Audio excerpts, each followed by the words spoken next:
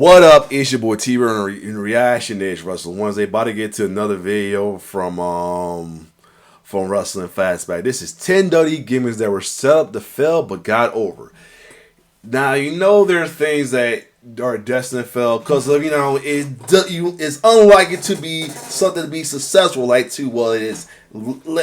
having one is having a lose streak as well too, but sometimes people can fall in love with that. One example was Chelsea Green, which was why a lot of people have respect for her character being heel.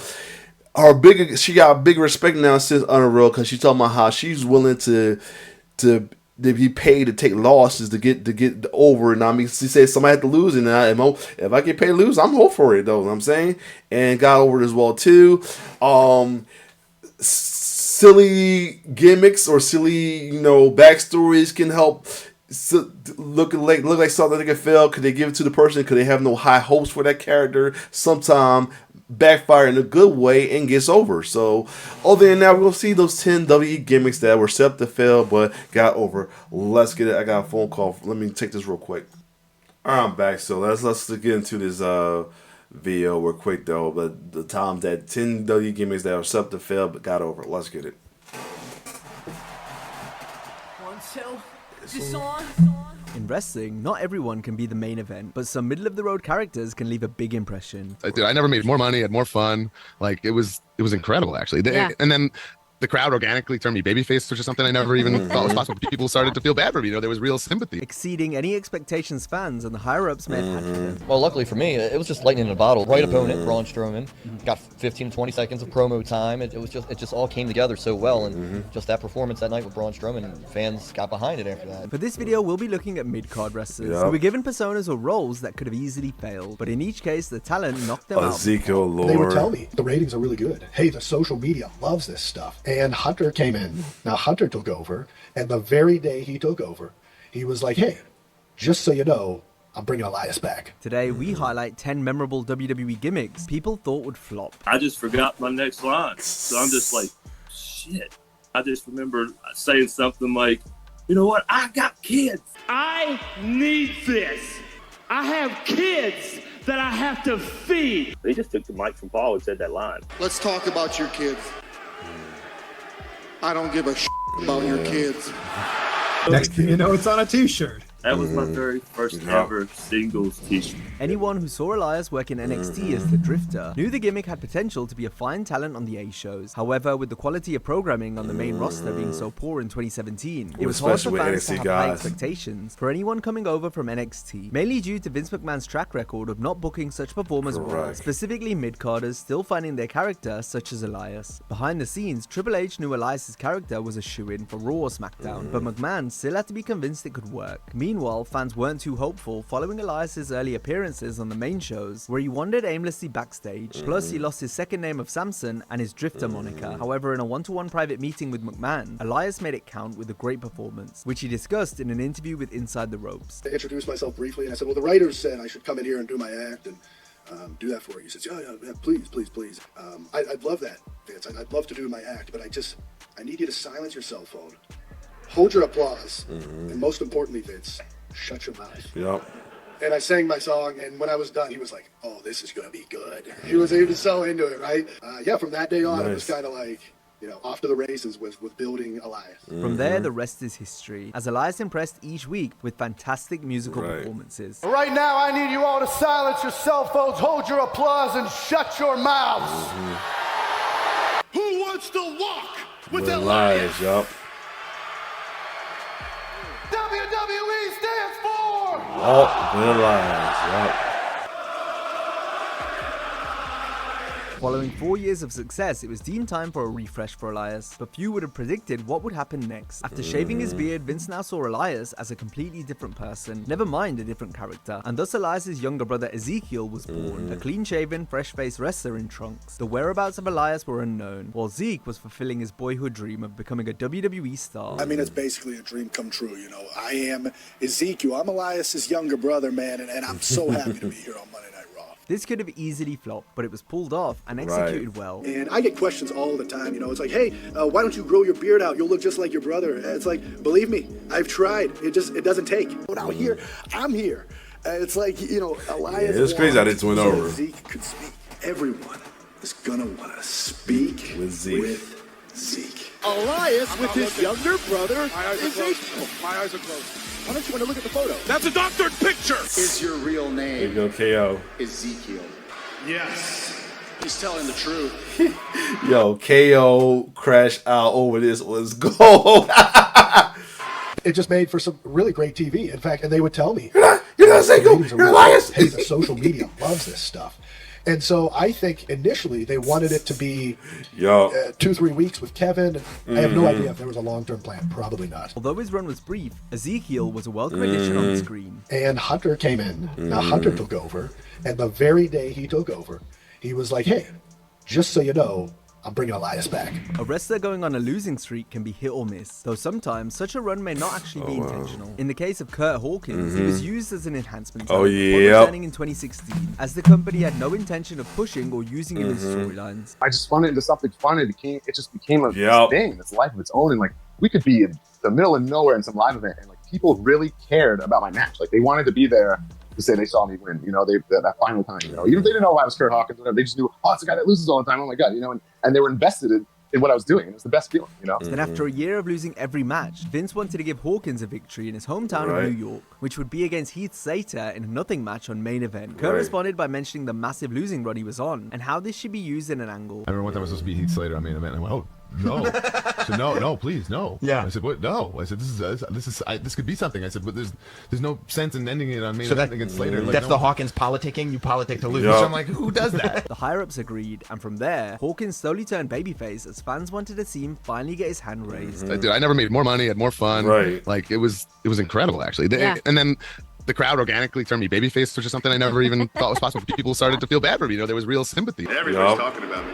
Everybody cares if I'm going to win or lose now. And it's like they doing it now with the Max with Max on Max Caster on AD now with the Max to the wrestler thing as well too. The challenge he be having when he's because you remember the time he got turned back heel again. He had to start a little thing. Now they starting to make him a babyface again as well too. And he was trying to double turn him and Bowens. I didn't like the double turn because like why they all of a sudden want to boo Bowens and he just came back. That didn't make sense to me. But now they try to revive the claim the way to so now it's getting somewhere. Hopefully, it don't mean both of them turn heel, but it possibly may who knows. But let's get it. That Kurt was so low on the totem pole, he wasn't regularly seen on Raw, but remained doing jobs on Main Event. That being said, WWE did a good job of continuing the story on social media, and though it was often played for laughs, the emotion was absolutely there, especially when Hawkins began to feature on the main shows again, after reuniting with his best friend Zack Ryder in early 2019. The idea being that Ryder wanted to help Kurt break his losing streak. It was no longer played for jokes, and things were now serious. And I promise you, we're gonna end your losing streak together. Your losing streak continues. Zach, is this really somebody you want as a tag team partner? Yeah. Hawkins. Fans were hoping this would build to the two winning the tag titles at WrestleMania 35, close to their home state, New York. However, this didn't look like it was going to happen, which led to Hawkins pitching for a featured role in the Andre the Giant Battle Royal. McMahon shot this down since Braun Strowman was planned to be the only focus of that match. The chairman was inspired what Kurt said in the meeting though, as Hawkins relayed his underdog story. This coincided with tag champs The Revival requesting to defend their belts at Mania, and so Vince ultimately booked Hawkins and Ryder to face them and get the win, thus concluding Kurt's 2.5-year losing streak.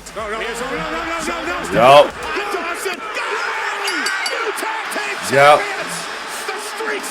Which ended at 269-0, or 73-0 if you only count TV and pay-per-view. And Mackenzie here, she hasn't even seen me win a match in her lifetime. That's not a joke, that's the truth. So James Ellsworth was one of those who got multiple victories. Shane McMahon.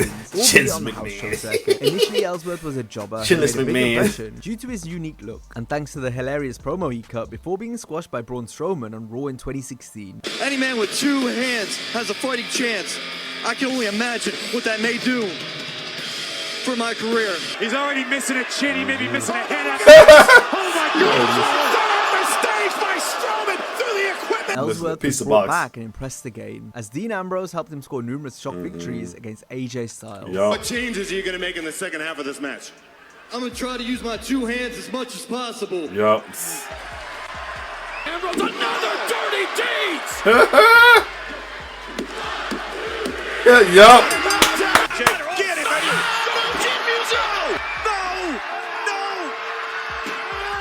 Yup.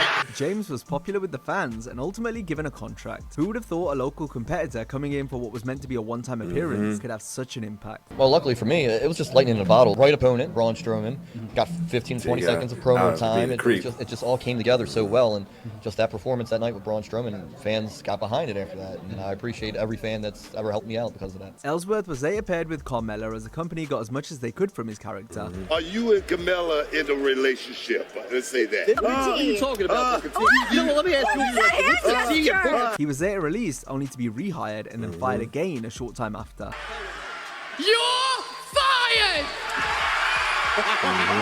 Jimmy Yang's first run on WWE TV saw him portray a silent Yakuza-like henchman for Tajiri, known as Akio, though there wasn't much to his character beyond that. His time as Akio is best remembered for his awesome series of matches with Paul London on Velocity in 2004 and 5. Yang was brought back in 06 after Vince saw him backstage visiting friends and told creative to write him into the show, after forgetting he wasn't even employed anymore. I was just trying to get laid one night and there was a pay-per-view close by, and this girl, I was trying to get tickets and do the whole thing. This is after I got fired. Chick was really hot, you know, they're close by. Awesome tickets and everything, and when I showed up, like, me and Vince crossed paths and he's like, Jimmy, where the hell you been? I was like, you fired me? You know, he's like, what? I did? What? And then it got busy and said, I'm gonna come back and talk to you. From there, vignettes began to air on SmackDown. Jimmy Wang Yang. Akio as a redneck cowboy, now going by Jimmy Wang Yang. I'm a redneck.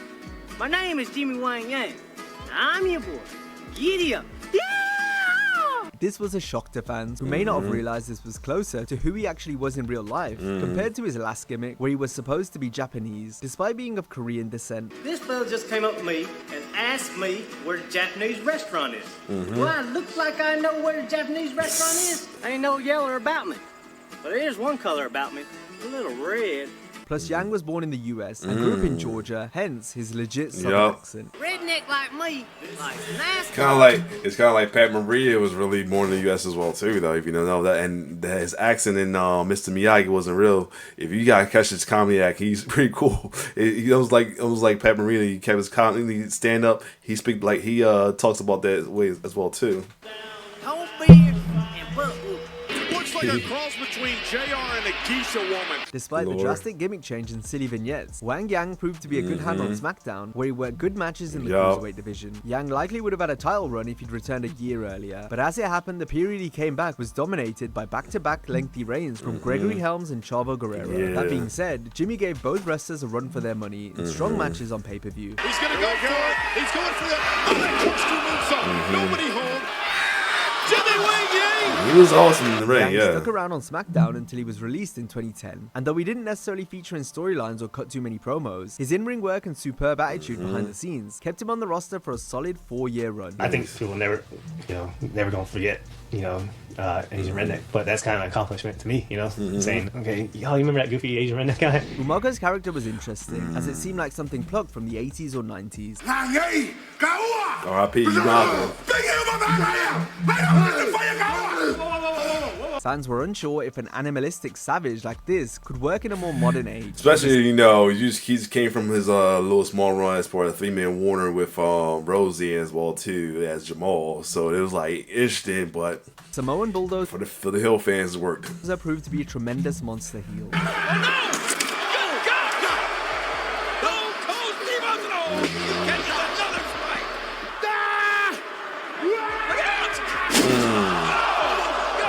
He could really go in the ring while also being visually striking and intimidating.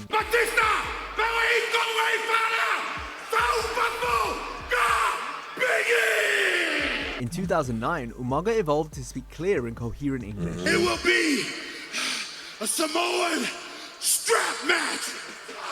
This added a new, untapped dimension to the character. So much bigger, so much stronger, and maybe the most intense individual. I feel like Jacob was. That's how it was inspired. This is how Jake got inspired as well too through his his cousin. Only a short time later, he was released and ultimately passed away before he was ever able to return, ahead of what certainly would have been a career resurgence. Nevertheless, Umaga will be remembered as a strong, memorable gimmick that exceeded expectations. He's later established himself as a fun comedy performer in WWE, although fans were wondering how he would bounce back after once again being split from one of his factions. Wonder where he's at now, man. He had a good run in TNA for a minute, though. Typically, he had always done better with a group to bounce off, rather than going it on his own. But after go back to that real quick. This is why this is the main reason why we question how the hell that motherfucker got to the title picture level too. And see, Drew worked his way into it as well too, from going betting himself outside of WWE to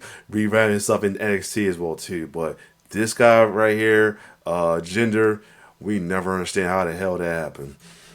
After going undrafted and becoming a free agent, Slater was all alone. I'm the last one here. Damn. Oh, look at this. Isn't this just great? Over the next few months, he did some of the best work of his career, trying to earn a contract on Raw or SmackDown, only to fail in hilarious fashion, with Heath stating how much he needed the job because of all the kids he has. And this Sunday, my client. Yes. It was literally a promo, and then I literally forgot a line, and I started shooting from the hip, and I got kids came out of my mouth. I need this. I have kids that I have to feed. They rely on daddy. My 2 little girls at home and all the other kids that I have are relying on me. They just took the mic from Paul and said that line. Let's talk about your kids. I don't give a about your kids. Yeah.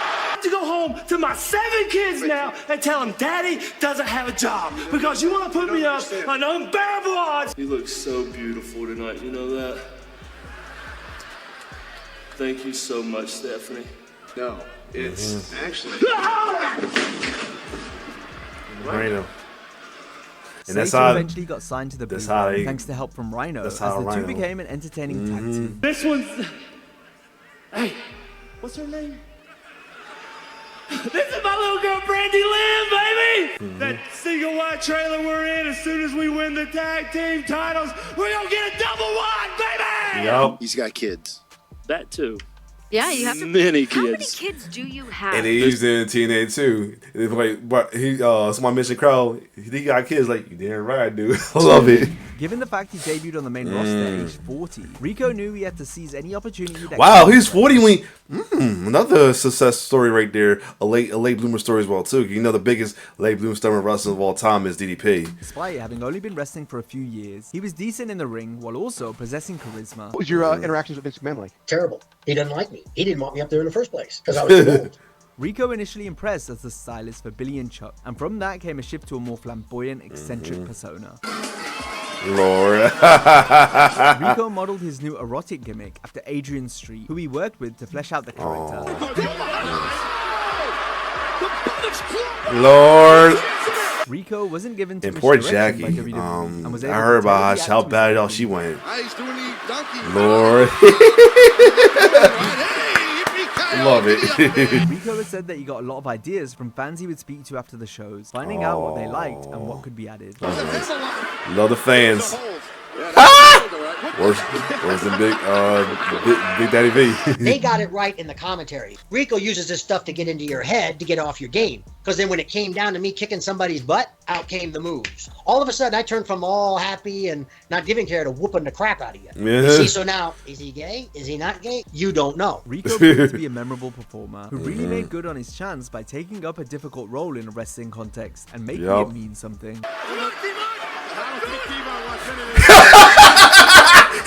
He's whining.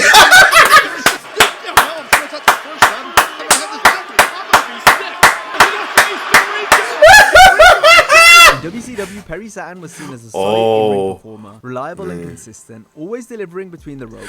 This Moppy? Wearing a dress that fans got a glimpse of his personality. Originally, he did that on WC. See, this is around time like I ain't watched WCW like that. Oh wow! So he did that before Vito did that shit. This was part of a storyline punishment after losing to Chris Jericho, but Saturn kept the look simply because he it. Perry Saturn. He did it before Vito. I'm I'm not looking at anything. I'm not that kind of a guy. So he was always down for like crazy gimmick because the moppy thing was pretty cool as well too. But Perry gave it his all and made the gimmick memorable. Lord.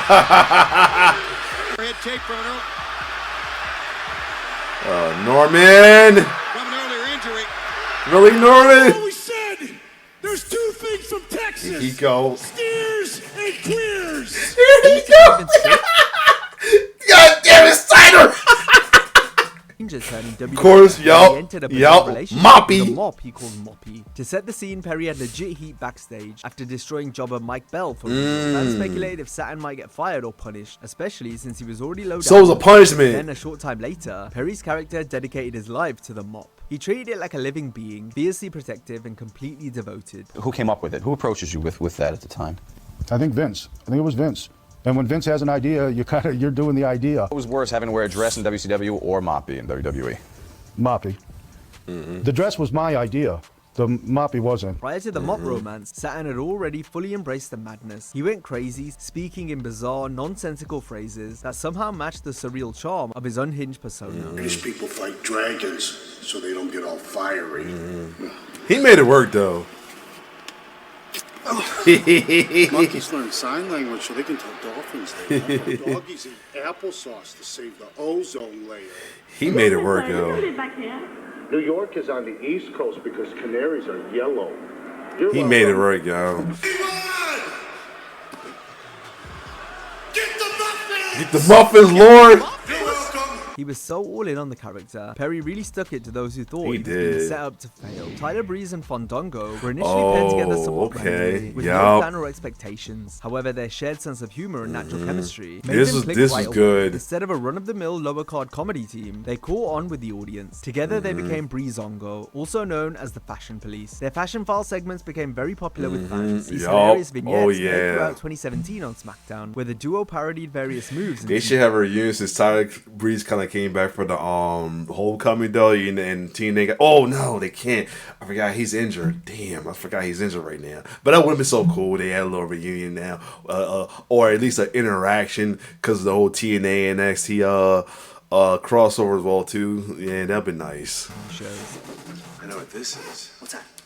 It's a title. No, that's a belt. I like Real it. fashion faux pas. Cheerio. No, thank you. I've already had my breakfast. When it's black and white, we're black and... Promos were so Love it. creative that people were eager for I more. missed that New Day. Let me guess, you want our guns too? You have guns? Whoa. Let's play it easy. Careful though, it's loaded.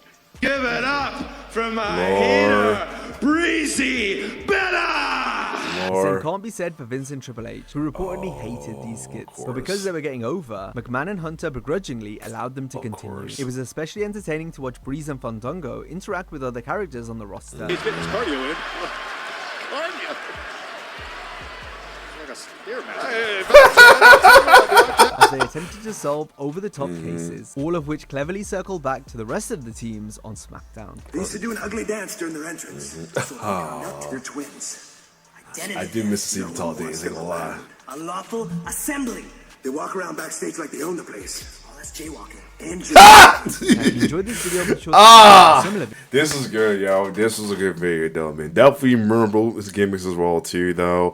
RPZ manga, but yeah, definitely some of the stories behind these was pretty cool as well. The Rico one was very a good story as well, too. And Perry one, I didn't watch WCW heavy like that, so I didn't know about the dressing. You know, Vito did that in WWE later on as well, too. But yeah. This is definitely good. Other than that, if you like my reaction to this, like, share, subscribe to my YouTube channel. It's your boy T-Bird signing off. One love.